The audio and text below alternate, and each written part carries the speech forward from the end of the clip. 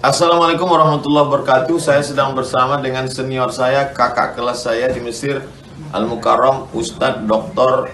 Damanhur Abbas. Nikmati kajian-kajian tausiah beliau yang bergizi, berkualitas di channel Ustadz Damanhur Abbas. Jangan lupa tonton, subscribe, like, share, and comment.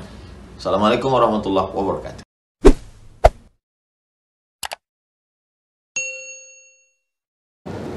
Assalamualaikum warahmatullahi wabarakatuh.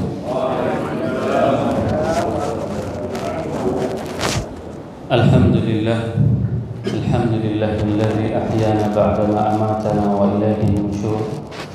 Asyhadu an la ilaha illallah lahu da'watul haqq harisun 'alaiha wa ujaba tabsyiri biha wa takum minkum ummatun yad'una ila al-khair ويأمرون بالمعروف وينهون عن المنكر وأولئك هم المفلحون وأشهد أن محمدا عبده ورسوله بلغ الرسالة وأدى الأمانة ونصح الأمة وكشف الغمة حتى آتانا اليقين ليلها كنهارها لا يزيغ عنها إلا حالك اللهم صل على سيدنا محمد النبي الأمي الحبيب المحبوب العلي القدر العظيم الجهد وعلى أزواجه أمهات المؤمنين وذرياته وآل بيته وأصحابه أجمعين رب اشرح لي صدري ويسر لي أمري واحلل عقدة من لساني يفقهوا قولي أما بعد.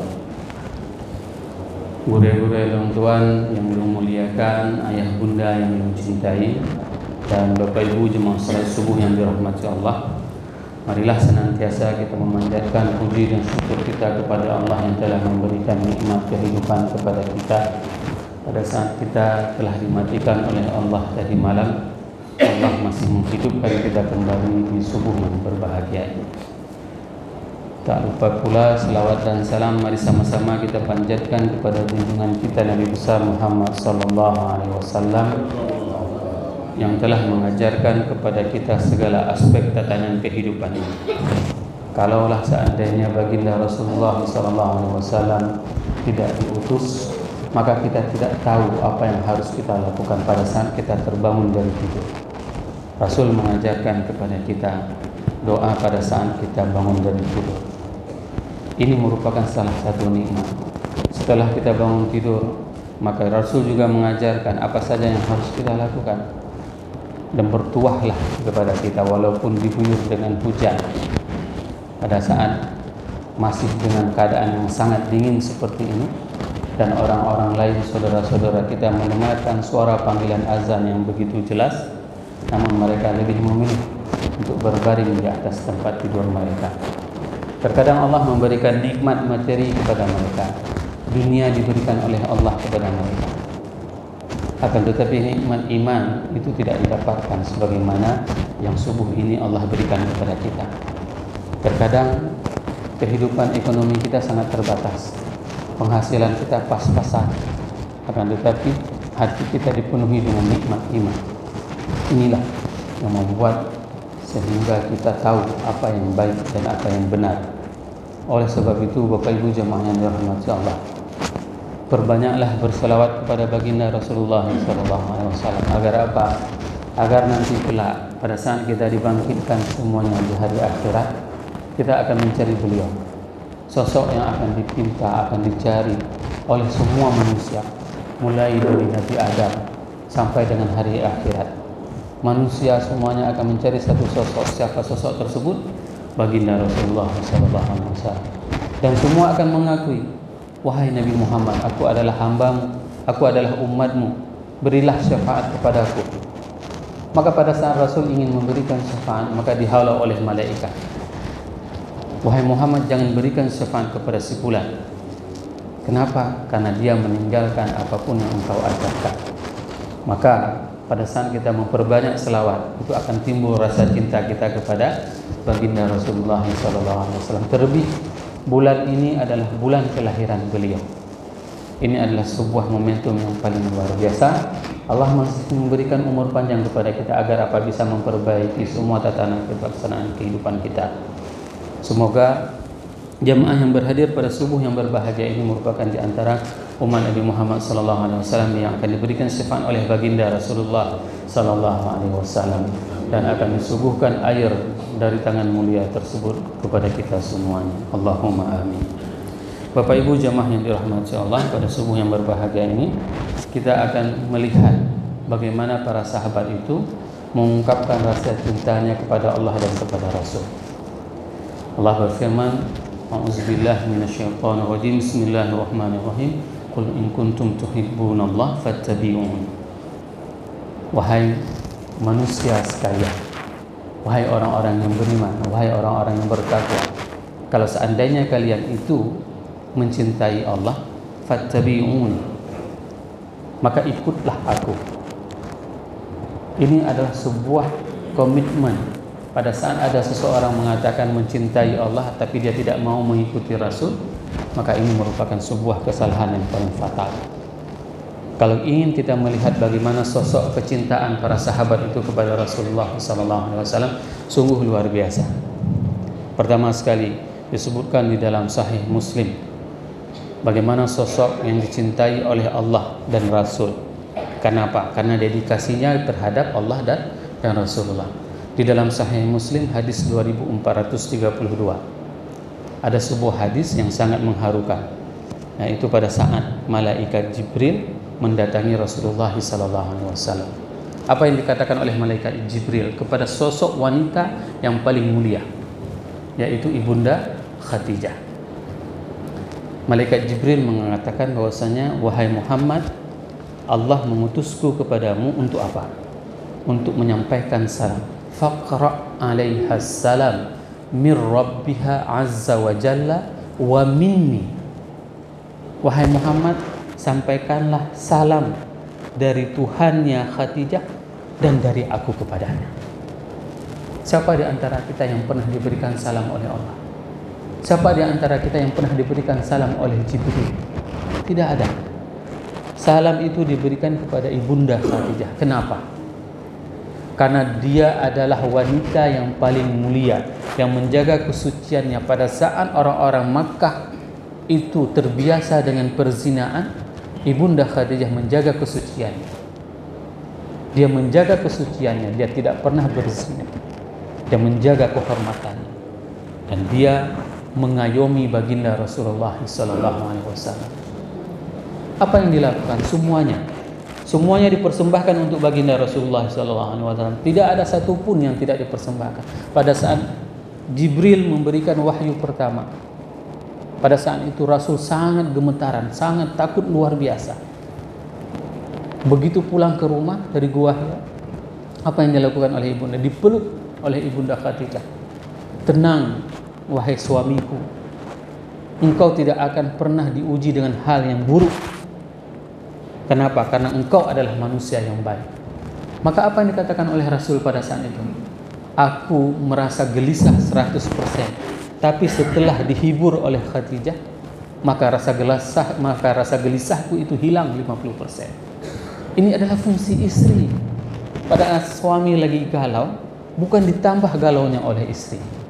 Belajarlah dari ibunda Khadijah menghibur suaminya.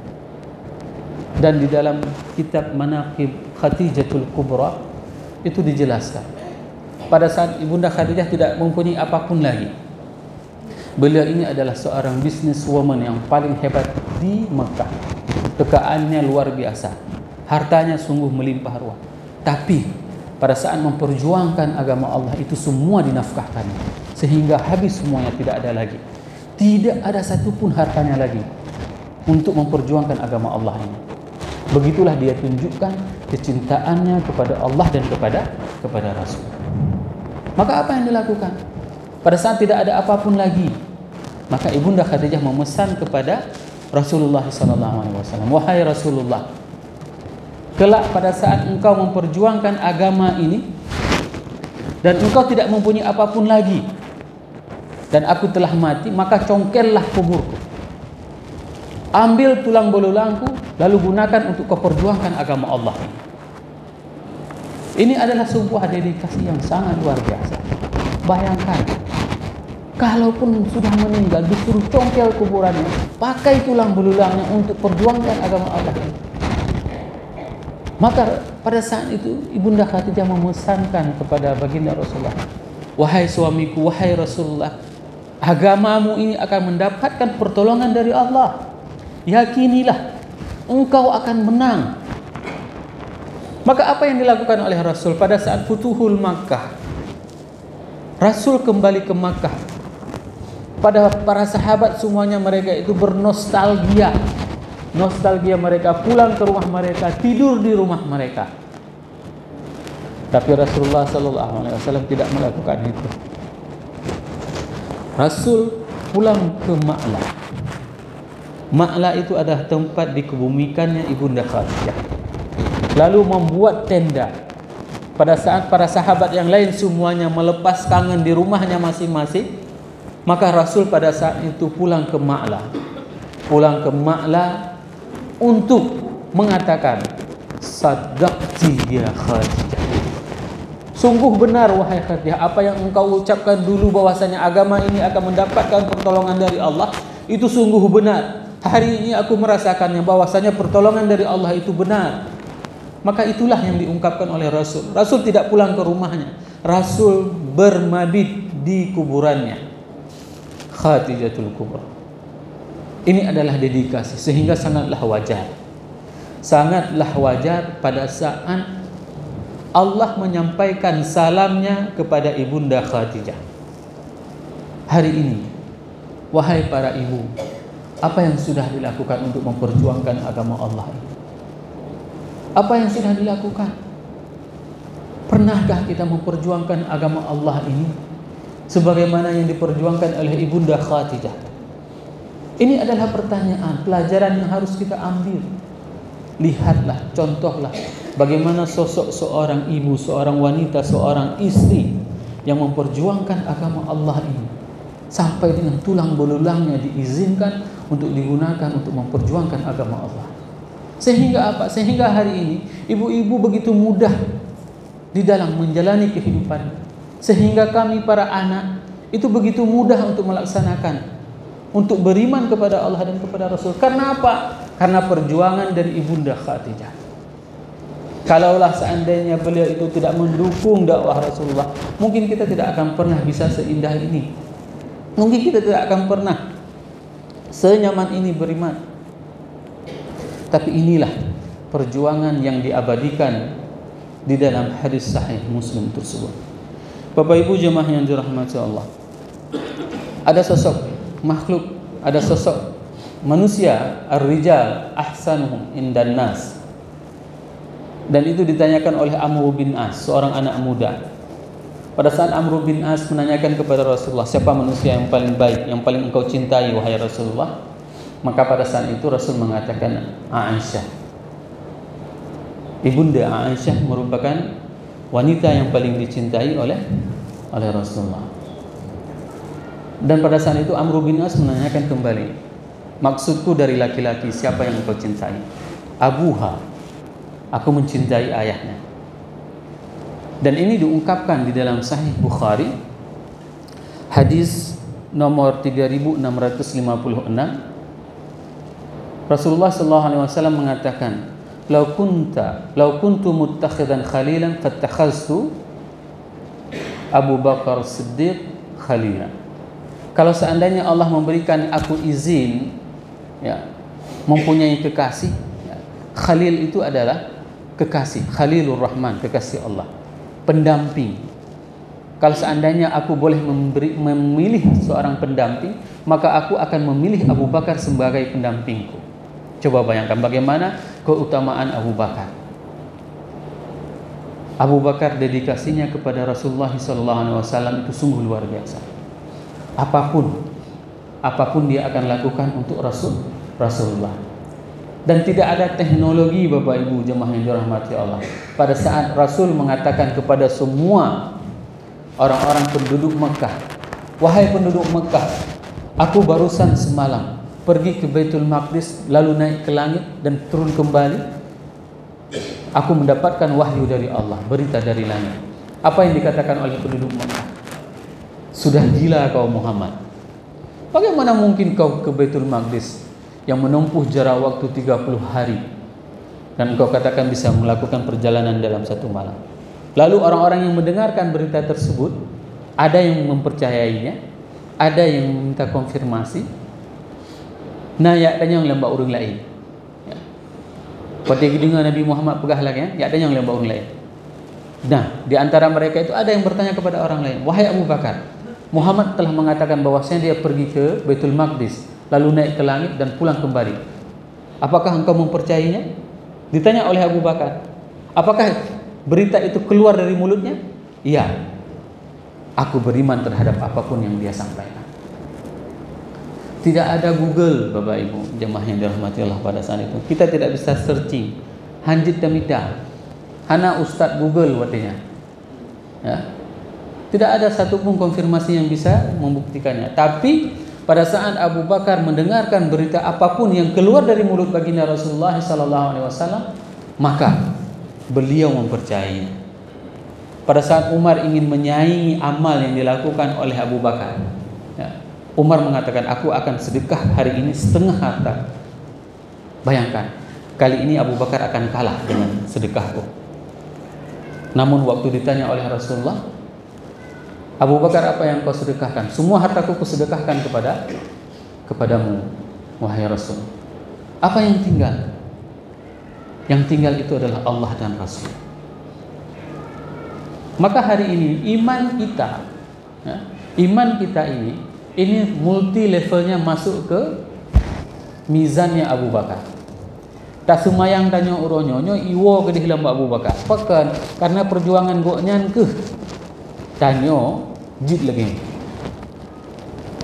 Maka ini yang paling penting. Pada saat kita bisa mengajak orang lain, saudara kita, anak keluarga kita, suami kita untuk beriman kepada Allah, maka itu akan mengalir pahalanya kepada orang yang mengajak. Hari ini bayangkan kalau seandainya kita bisa mempengaruhi orang-orang yang kita cintai, sehingga apa? Sehingga mereka tidak berada di dalam neraka. Pada saat kita dimasukkan oleh Allah ke dalam surga, bayangkan zuriat kita ada di antaranya yang dimasukkan ke dalam neraka. Kenapa? Karena kita tidak mengajak mereka. Maka bayangkan, dalam sebuah hadis dikatakan, apabila di dalam sebuah mizan ada dua buah timbangan, diletakkan timbangan tersebut, dalam satu timbangan itu imannya Abu Bakar, dan di dalam satu timbangan yang lain itu dimasukkan semua iman orang setelah Abu Bakar, maka jauh lebih berat iman Abu Bakar daripada seluruh manusia yang ada di atas muka bumi. Maka tidak patut kalau ada orang yang mencaci maki sahabat. Ini adalah orang yang paling kurang ajar. Pada saat orang mencaci maki sahabat Rasulullah SAW, bayangkan Rasul sendiri memuliakannya. Pada saat Rasul menjelang wafatnya, apa yang dilakukan oleh Rasulullah SAW? Beliau mengatakan, "Suddu kullu abwab." Tutup semua pintu masjid. Masjid Nabi, kalau misalnya ini adalah posisinya, di sana sebelah kiri kita, sebelah kanan saya itu adalah pintu rumahnya Rasul. Sebelah kiri pas itu adalah pintu rumahnya Abu Bakar. Umar pas posisinya di depan pintu rumah Umar. Jadi mereka para sahabat itu kalau misalnya ini masjid, semua di pinggir masjid rumah mereka. Begitu mereka membuatnya. Maka Rasul memerintahkan menjelang akhir hayatnya, tutup semua pintu masjid kecuali pintu Abu Bakar. Begitulah keistimewaan Abu Bakar As-Siddiq. Pada saat Rasul melakukan hijrah, tidak ada orang lain yang berani mendampingi kecuali Abu Bakar. Dan orang yang diminta untuk mendampingi Abu Bakar, orang yang paling setia. Itu kalau ketemu sama orang-orang kafir Mekah pada saat itu dicincang-cincang. Bayangkan beliau melihat tapak kaki orang-orang kafir di atas kepala mereka, sehingga digigit dengan laba-laba. Dan beliau menahan nangis. Sehingga apa? Bayangkan, manusia paling mulia itu tidur di atas pangkuan. Manusia paling mulia itu tidur di atas pangkuan Abu Bakar. Menetes air matanya jatuh ke pipi Rasulullah. Apa yang dikatakan oleh Rasul? La tahzan, jangan bersedih. Innallaha ma'ana, sesungguhnya Allah bersama kita. Hari ini siapa di antara kita yang pernah ditiduri oleh Rasul di paha kita? Mungkin melihatnya saja kita tidak pernah. Maka ini yang perlu kita tanamkan, rasa rindu di dalam jiwa kita. Agar apa? Agar kita termasuk orang-orang yang diungkapkan oleh baginda Rasulullah SAW. Kelak di akhir zaman ada segolongan umat yang merindukanku. Mereka tidak pernah melihatku, akan tetapi kecintaannya, kerinduannya kepadaku luar biasa. Sehingga mereka itu dikatakan oleh Rasul adalah saudaraku. Alasna bi ikhwan. Para sahabat pada saat itu menanyakan, bukankah kami saudaramu? La, antum ashabi. Kalian itu adalah sahabatku. Dan Rasulullah SAW sendiri mengatakan, iman yang paling hebat itu adalah iman orang yang tidak pernah ketemu denganku, akan tetapi mempercayai risalah yang kubawa. Inilah kita, peluang terbesar kita bisa meraih dengan keimanan yang paling luar biasa. Kenapa? Karena kita tidak pernah menatap Rasul sebagaimana para sahabat. Zaman sahabat yang menyeka rindu Rasul, gejak di masjid, gak aduk di sembahyang subuh lagi, gekalan di Rasul. Urangnya usahana kesempatan lagi yang ada. Siapa di antara kita punya kesempatan seperti itu? Merindukan Rasul langsung pergi ke menasah ini? Tak aduk ini. Enggak ada lagi kesempatan seperti itu. Cara merindukannya seperti apa? Pada saat ada waktu sembahyang, maka pergilah salat 5 waktu itu ke masjid, ke munasah. Kenapa? Karena disitulah kita menghadirkan kerinduan kita kepada Rasulullah. Wahai Rasul, inilah rasa rinduku kepadamu.